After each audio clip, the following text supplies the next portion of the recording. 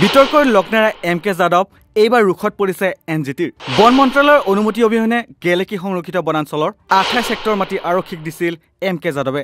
MK যাদৱৰ বিৰুদ্ধে কি ব্যৱস্থা লোৱা হৈছে সেই তথ্য কেন্দ্ৰীয় বন মন্ত্ৰালয়ক 4 সপ্তাহৰ ভিতৰত দাখিলৰ নিৰ্দেশ NGTৰ। অসমৰ প্ৰাক্তন প্ৰধান মুখ্য বন সংৰক্ষক MK যাদৱৰ বিৰুদ্ধে ব্যৱস্থা গ্ৰহণক লৈ কেন্দ্ৰীয় প্ৰশ্ন NGTৰ। অসমৰ প্ৰাক্তন প্ৰধান মুখ্য বন সংৰক্ষক MK যাদৱৰ বিৰুদ্ধে শিৱসাগৰ জিলাৰ গেলেকী সংৰক্ষিত বনাঞ্চলৰ ভিতৰত 28 হেক্টৰ বনভূমি অবৈধভাৱে অবনাঞ্চলীয় কামত পৰিৱৰ্তন কৰাৰ অভিযোগত গ্ৰহণ কৰা ব্যৱস্থা সন্দৰ্ভত ৰাষ্ট্ৰীয় সেউজ ন্যায়াধিকৰণে কেন্দ্ৰীয় পৰিৱেশ বন আৰু জলবায়ু পৰিৱৰ্তন মন্ত্ৰালয়ৰ পৰা উত্তৰ বিচাৰিছে।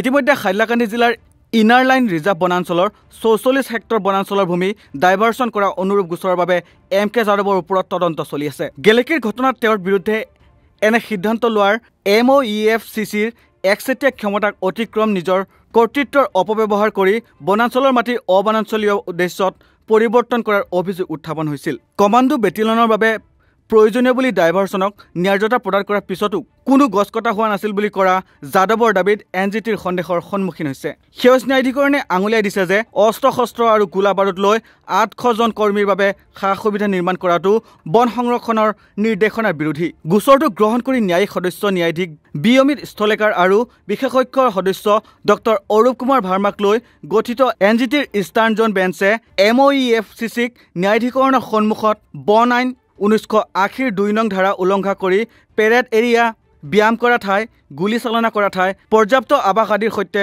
অস্ত্ৰ গোলা বাৰুদ আৰু অত্যাধুনিক অস্ত্ৰৰে 800 জন কৰ্মীক ৰখাৰ বাবে স্থায়ী নিৰ্মাণৰ বাবে বনভূমিৰ ব্যৱস্থা কৰি ডাইভাৰ্চনৰ অনুমতি দিয়া তদানীন্তন PCCF MK যাদৱৰ বিৰুদ্ধে কি ব্যৱস্থা গ্ৰহণ কৰা হৈছে তাৰ শপতনামা দাখিল কৰিবলৈ কয়।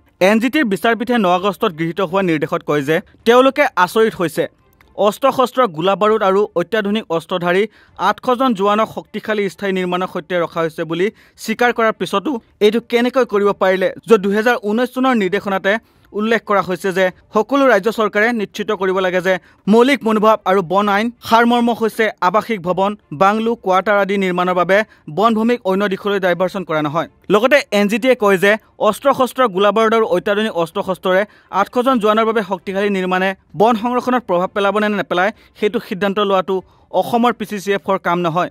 যিহেতু এনে ক্ষেত্ৰত 1980 চনৰ বন আইন 2 বাধ্যতামূলক বিধিগত প্ৰয়োজনীয়তা অনুসৰি সিদ্ধান্ত কেন্দ্ৰীয় চৰকাৰে ল'ব লাগে।